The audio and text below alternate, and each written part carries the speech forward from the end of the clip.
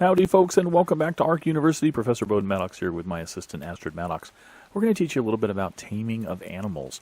It's really one thing, and it's all fine to come along and punch wood, to gather resources, and to use tools to get metal or rock or whatever from these stone from these rocks, and thatch with tools and that sort of thing. But it's also really cool to use animals to gather these resources. And it's also really cool to use animals to gather other resources like meat to eat, or berries to craft things with, or to defend your base if you're in a very dangerous area. And there are a lot of animals with a lot of capabilities. You can't tame these, unfortunately. There are a number of animals in ARK that you can't tame. Trilobites is one. The insects that fly around every once in a while and nip at you, you cannot tame them. It would be nice to have a swarm of them, but you can't. But there's a lot of great utility animals, like the ankylo. Ankylos are really good for gathering flint or metal. They work very much like a pickaxe when you tame them. So if you whack their tail against a stone or a metal node, you tend to get what you would get with a pickaxe. There are also stegos. Stegosaurus, this one happens to be stuck in a tree, which makes it very easy to tame, by the way. But stegos are pretty good for gathering berries and gathering thatch, because they also act kind of like a pickaxe when they whack against trees as well. And they're also pretty good for defense, because they're pretty nasty with their tail whip. Speaking of nasty tail whips, up here is a brontosaurus, which is a pretty difficult tame. But brontos are extremely good at gathering berries, gathering thatch and wood, and defense. Very good at defense. And you can also build mobile platforms on them, which is just awesome. So that's another reason you might want to someday tame a bronto. Looking around, we've also got some trikes. There are some triceratops over here. Triceratops are pretty good at attack because they have a great knockback, so they're really good at defending. They also can also harvest thatch. They're very much like a pickaxe against a tree, and berries. So that's pretty good use for them as well. And we've got the parasaurs. Parasaurs are pretty much useless. No, they're pretty good mounts. In the early game, when you have no other choice at very low levels. Their saddles are one of the first ones you can learn. They're not extremely fast, but they are a mount that you can ride, which is pretty cool. And they're fairly easy to tame. Pteranodons, which we see here, are really not that difficult to tame, especially at the lower levels when you get a good hit on them with a narcotic arrow. And we'll talk about that, taming techniques, later. But they're wonderful for a ride. You can, at fairly low level, learn a saddle for them and actually fly around, which just opens up the game for you tremendously. You no longer have to run along the ground and risk getting attacked by aggressive animals, so it's a lot of fun. We also see over here another very useful animal for a very specific purpose, and that is our poop machines, our Phiomias. Phiomias, actually, believe it or not, are not a horrible mount. Again, you can learn their saddle pretty quickly. They're not very good at attack, although, they can do well if you really train them up for that. Train their attack and stuff. They can hold their own, but they're not really meant for that sort of thing. They're kind of slow and lumbering. Their main purpose is in producing poo for fertilizer. If you force feed a Phiomia stem berries, they will poop tremendous amounts of fecal matter, feces, for you to put into compost bins and produce fertilizer for advanced crops. So that's very useful. A lot of bases feature at least one Phiomia for that purpose. When you get to more advanced animals, you can tame a mammoth. Mammoths are wonderful for gathering wood. They gather a little bit of thatch, but they're like a hatchet when you hit trees with them. They also collect berries in large, significant amounts. Let's put it that way. These frogs, Beelzebufos, are wonderful at gathering chitin and even cementing paste. You don't have to make cementing paste anymore. If you hit something that has chitin in it, after it's dead, they will harvest the chitin from it as well as cementing paste, which is wonderful. The Megaloceros, the moose, this one's decked out with the Christmas skin, is wonderful at gathering thatch. I mean, tremendously good at gathering thatch. They are a very powerful pickaxe on a tree and will gather tons of thatch against trees. The Gigantopithecus, the big gorilla-type creature, they are wonderful at, you can set them free and they will gather fiber for you. They'll just walk around and gather fiber in your base. Make sure you have your base walled off so that they don't escape. But they are really good at doing that. And they can also gather berries. Spinosaurus, very formidable. Also, wonderful for defense. Also, very much like a pickaxe in gathering things from animals. So they will gather a lot of meats. Scorpions. Scorpions are really cool in the game because not only can you ride them, and they're pretty quick and they swim pretty fast, but they are great at knocking things out. They can actually assist you with taming because their attack, their stinger, injects a narcotic, a poison which knocks out creatures that you want to tame. So before they kill most creatures, they will knock them out, which is really cool. And of course you have your T-Rexes. Your Rexes are very good at defense, very good at killing animals, very good at harvesting things from animals. They're not the best at harvesting things from animals. The best animal is yet to come. In my opinion, the best fighter and the best at harvesting from animals, meats and such, and chitin and everything, are the direwolves. Direwolves are great because you do not need a saddle to ride them. You can naturally ride them as soon as you tame them, which is just awesome. They are also great killing machines. You got to watch some of the videos that I'm going to link to right below here that show you some of these direwolves in action. A pack of them I had take on the Broodmother, which is the big boss currently in ARK, and they pretty much decimated the Broodmother and all of her little spider minions. As far as birds go, we talked about the pteranodons and their ability to be flown around, saddled and flown around. They're also really good attackers. They have a great spin attack that is pretty lethal on the battlefield against other animals or other players if you're in a PvP server. Argentavis, the other bird that you can tame, very good at attacking, and they have great stamina. The quetz, pretty difficult to tame, but when you do have a couple of quetz, as soon as you get a male and female, of course, you can breed them, which is awesome, and we'll have another video about breeding in the future. But quetz can be used for a number of things. They're great at carrying. They have great weight. You can actually get on a quetz and hop off of it onto its back in midair, and it'll regain its stamina, so you never have to land. And you can also build platforms, as you see here. This platform is filled with a bunch of Plant Species X turrets, and we'll talk about those in a future video.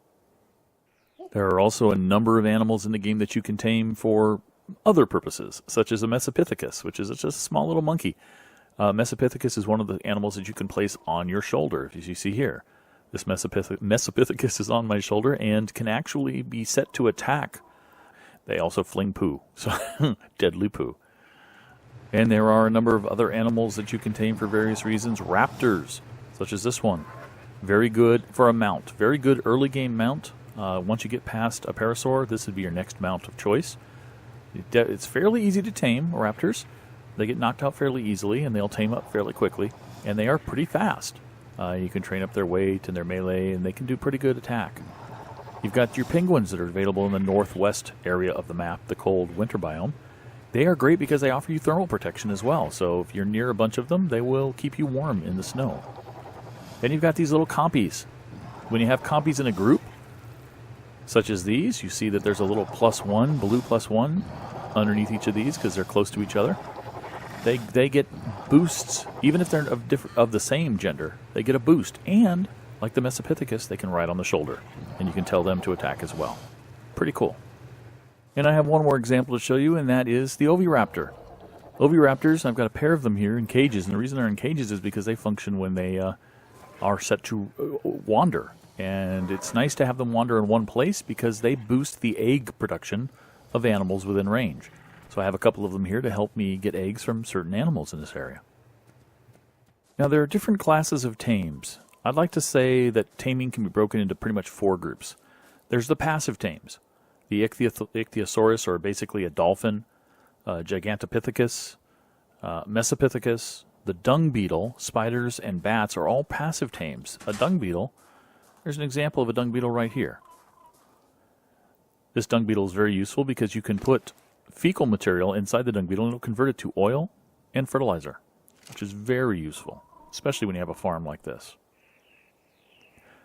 The next highest level is what I call simple tames. Simple tames are any creature that you can pretty much outrun in ARK. And that would include things like dodos, dilos, even turtles, pteranodons, scorpions. If you can outrun it, it's a pretty simple tame. You can do it on the foot, and you can do it with what we're going to talk about here in a minute, the different techniques for knocking an animal out. Then we have advanced tames. Advanced tames would be for things on the ground that you can't really outrun that could really hurt you. Carnos, raptors, rexes, spinos, argies. You'll need some high ground or traps to tame those. And then there's difficult tames. Difficult tames would include the quetzes, like the one I showed you up there. They will also include the Giganotosaurus, pardon me, which is a huge Rex-like raptor, a carnivore, I guess you should say. It's far bigger than the Rex even. It's almost as big as the Bronto. It'll also include plesiosaurs and mosasaurs. Those are large water-based creatures, and they're very difficult to tame as well. Those require special strategies to tame. There's a plesiosaur right there, Alex. One of the simplest forms of tame out there, but sometimes the most frustrating, is the passive tame. Here's an ichthyosaurus, which is simply a dolphin, basically. If you put meat in the 0 slot and you walk up or swim up to one of them, you see that you use your use key and you add some meat to them. They'll swim away for a while, but they'll eventually come back, hopefully. You might have to chase them down. And you see they have a taming bar that appears underneath them. That indicates that they are being tamed. And you're going to have to feed them a number of pieces of meat, and then eventually they will be yours. You don't have to knock them out. You don't have to fight with them. But they will eventually be tamed. There are various techniques to tame animals. You saw a passive tame. There's also simple tames that you can achieve by simply knocking an animal out, and sometimes you don't even need a special weapon to do that. Sometimes just your fists will work. This dodo, level 64, it's going to take a few punches, but if we punch it enough times, and we can easily catch up to it, and punching in the head is better, it will go unconscious.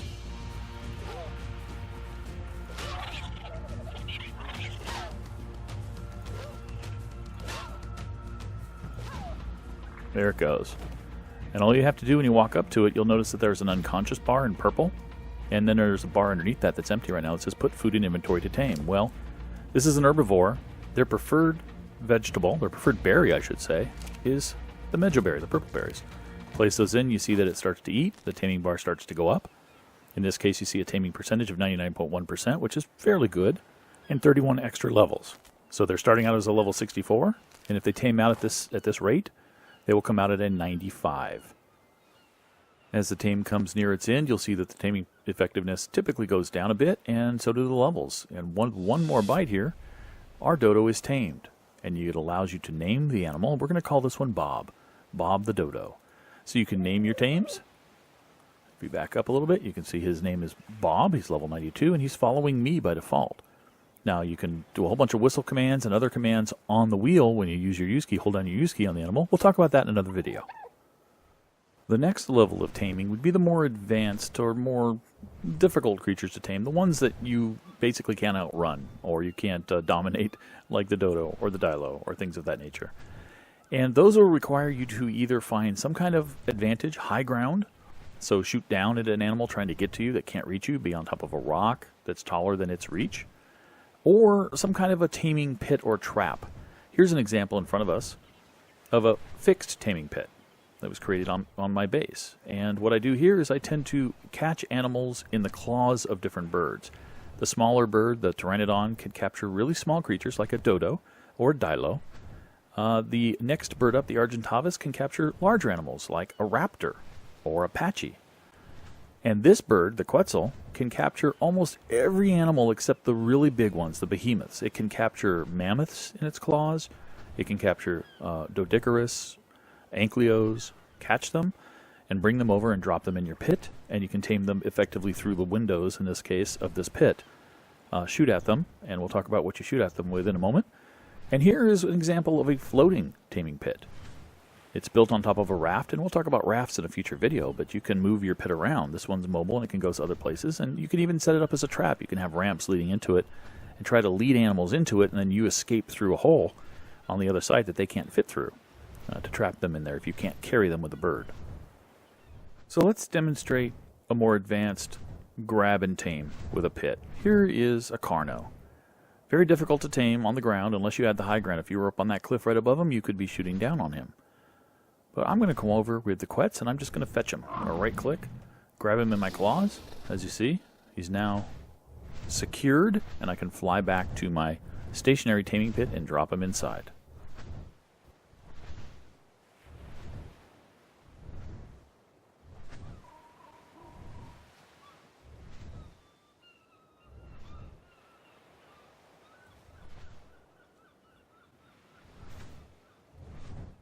Once you have the animal in the pit or the trap, it's very easy to start taming them. There's multiple ways you can use with a bow or a crossbow. You can use a tranquilizer arrow.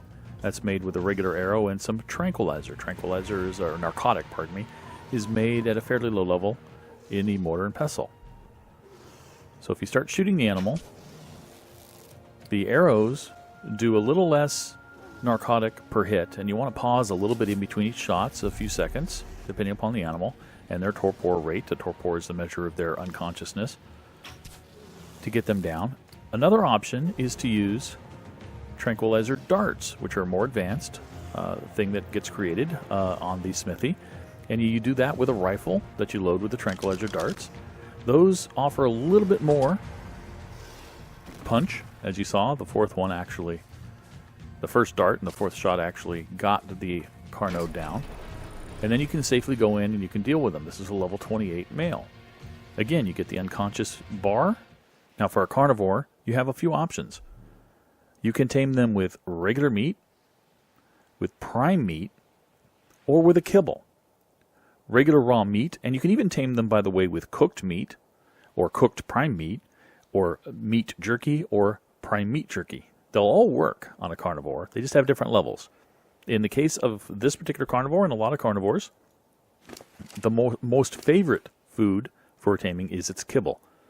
And in this case, it's an ankylo egg kibble. The next favorite is raw prime, followed by cooked prime, followed by raw meat, and then others down the line. You can find all this information at the wiki that's linked in the description of this video. So as an example, let's give him a little bit of regular meat, and you can see, we'll watch what one bite does of regular meat. As you can see, one bite did, what's that, a little less than 10%. All right, well, let's take the raw meat out, and we'll put in a couple of pieces of the prime meat. Make sure we have good timers on those so they'll stay in here before they spoil. And we'll see what a piece of prime meat does. As you can see, that bite of prime meat gave a much bigger boost to the taming meter. Now, the last thing to test, of course, is the kibble. Let's throw some kibble in there and see how much kibble does. As you can see, that one bite of kibble did more than a piece of prime and a piece of raw combined. Did about twice more than a piece of raw and a piece of prime combined. Kibble is definitely the way to go if you can do that. And kibble is made from eggs. We'll do that. We'll cover kibble manufacturing in another video. We'll also cover our tranquilizer arrows and narcotic tranquilizer darts and narcotics in other videos as well. One thing to consider is, if you look at the unconscious bar, there's actually a lot of things to consider when taming. One is you might want to keep the animal unconscious while you're taming it. If it wakes up, your tame is going to be lost, and anything you've left in the inventory will vanish. So it's a good idea to keep it unconscious. You do that by using either narco berries, the black berries you can pick from bushes, or narcotics that you can make on a mortar and pestle. If you force feed or remote use a narcotic item, you can see the unconscious bar growing slowly. But more importantly, if you come in here, you can see the torpor level, which is the level that's represented by that purple bar, increasing. You also want to make sure that there's never nothing in the inventory of the animal when it wants to eat, because that will really hurt its taming effectiveness, and its taming bar, the actual brown bar, will decrease. So if you have a limited number of prime meat that you've thrown into the animal, and you're not sure it'll last the amount of time necessary to tame the animal before you can fetch more prime meat, for instance, or you don't have enough kibble, you'll want to throw in a couple of stacks of raw meat as a backup, just in case. Raw meat in a stack will take a lot longer to expire and spoil completely than would a single piece of prime or something of that nature. So keep that in mind. The most difficult animals to tame, as we talked about, are animals such as the quetz here. The quetz never lands, so you have to either tame it with a partner carrying you in the arms or in the claws of a bird, or you have to tame it with more complicated means if you're by yourself, such as carrying a scorpion around and having it sting the quetz until the quetz drops. I have a video that I'm going to link to right here if you want to click on it. It'll show you when I actually tamed a quetz. Not this one. I tamed one of these, though, with a scorpion and an RG.